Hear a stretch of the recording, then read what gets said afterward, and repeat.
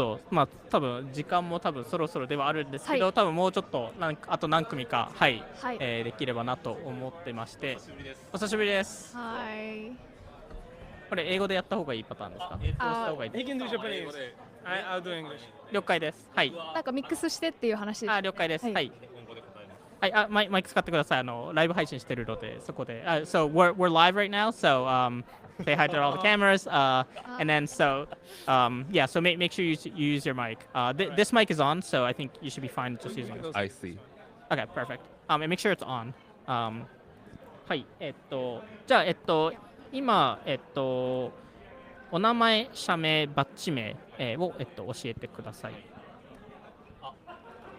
株式アンプリウムの佐藤響と申します。29期のオンラボに採択いただいていて、サンフランシスコを拠点に Apple Vision Pro 向けにVision Pro に最適化した映像の配信プラットフォームと、あと映像制作も行ってます。よろしくお願いします。お願いします。どういう形で、なんか一も英語日本語で変えます？英語で言っていただいたら僕日本語で回答するでも大丈夫ですか？それでも。Or, yeah.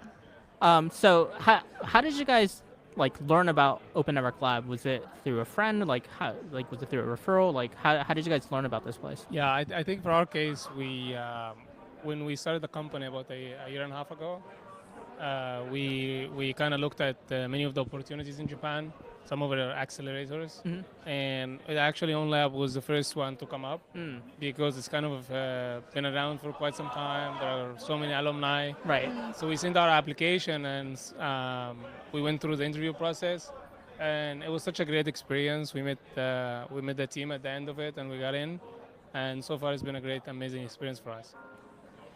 In terms of like the program itself, like what were like the low points, what were the high points? Like, did you have any like specific like advice that you got or feedback that you got that that was very helpful for you guys, or was like what was helpful about working with Onlab?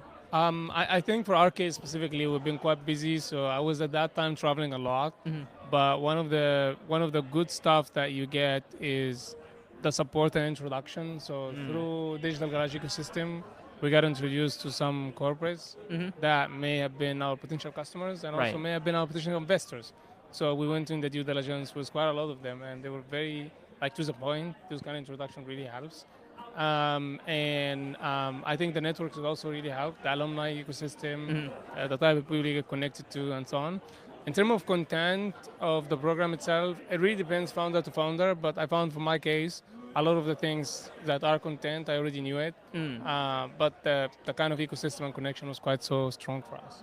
So same question for 佐藤さんとしてはなんかオンラボで入ってなんかこれがすごい印象的だったとか、なんか学びになったものってあった？まずそのプログラム当時、僕たちプロダクトが全然なくて、本当に構想段階だったので、本当になんて言うんでしょう、その段階でまずは採択していただいたというところと、あとはきっかけもオンラボのミツさんから声かけていただいてというところで、かなり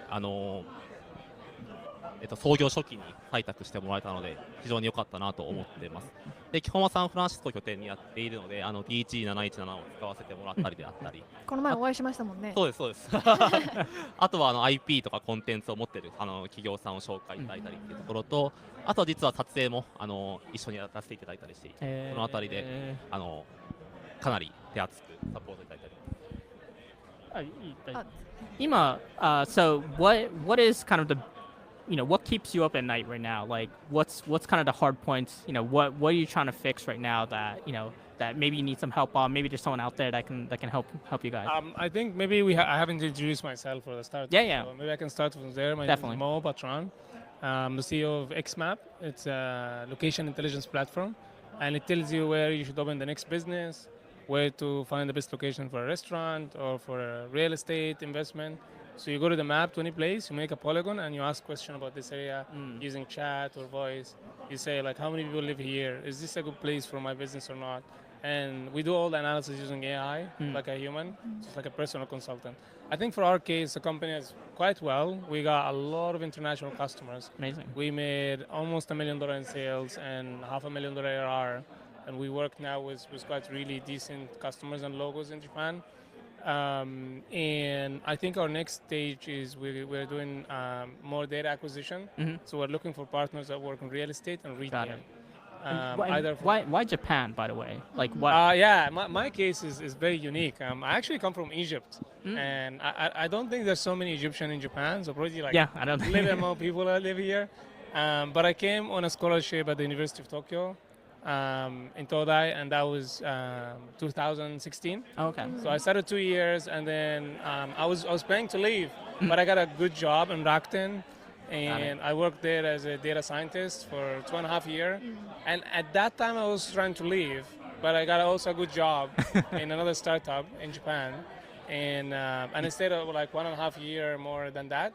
That's when I switched from being technical to a marketing person and sales. Now I know how to sell. I also know how to make a product. So I started my business. And now in Japan, because we've got our biggest customers in Japan, and we want to be close to our customers. Right. But we also opened a new company branch in Abu Dhabi. So we got an investment from Abu Dhabi government. Nice. And we opened a branch, and I think we're very proud to be a company that started in Japan, but scaled outside of Japan to like overseas. It's very rare, I think. Yeah, but you kept getting pulled back to Japan. Every time I try to kind of go, there is something great that happens. And I always say that, I think not just for me, but for many foreigners, there's something in Japan that keeps people staying here. And again, livability is amazing. Right. Everything is going in a good way.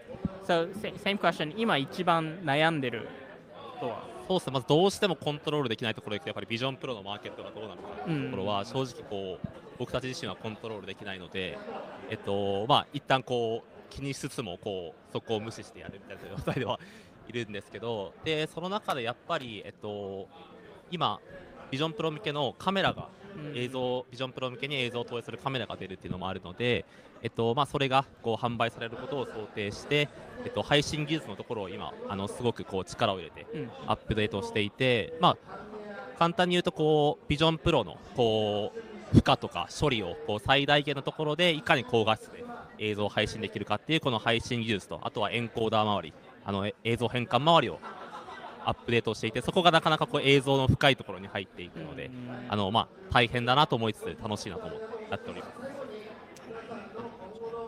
So last question from our side, if you were to, start from scratch today, or give advice to any kind of entrepreneur, like, starting here in Japan, whether if it's a, non-Japanese founder or a Japanese founder, what do you kind of encourage them to think about when they're starting a business?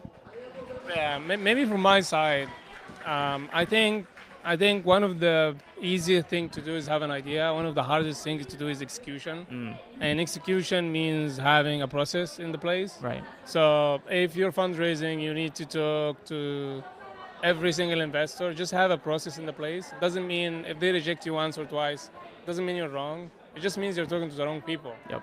And I think, especially in Japan, if you get rejected once or twice, you might feel things are not good because of you. But actually, reality is it's not because of you, it's because of the other people. So it's a process, and same for sales. Sales is so hard, and especially if a founder, the hardest thing ever is to sell and to get customer to pay you. Right. And same thing is also a process. Like you have a huge pipeline, you're trying to just go through it, you send an email every week, and you go through it one by one. And a startup that can make sales is harder than a startup that can make a product. Yep. And I think that's one thing I would say. Like just do a process, one step at a time. Japan can be much slower than other countries, but it's also more stable when it comes to relationships. And that's a great point for this country. Yeah. I mean, like, no matter the idea, if you can't sell it, right, like, then you can't move forward with it. So makes sense.じゃあ同じく今なんか起業する方に対してのアドバイス。そうですね、僕はもう Day1 からこうアメリカに行くっていう意思決定をしたんですけど、海外でやりたいと考えてるならやっぱりDay1 から現地に行って住んでチャレンジすべきだなと思っているのと、あとはアメリカの経験がない僕でも最初のラウンドで米国の VC から出資してもらえたっていうのもあるので、なんかそのあたりはこう気合い持って現地に行けば問題なくやれるのかなと思ってます。ハッスル。You gotta hustle. なんとかなると言ってたので、はい。Yeah. It's not just the idea. You gotta just move and just act, right? That's the point of a startup. Amazing. Yeah. So thank you both for coming in. I know it's a short time, but yeah, hopefully you guys will wish you guys all the success, and yeah, hopefully we can meet again soon. Yeah, thank you. Thanks for the question. Amazing. Yep.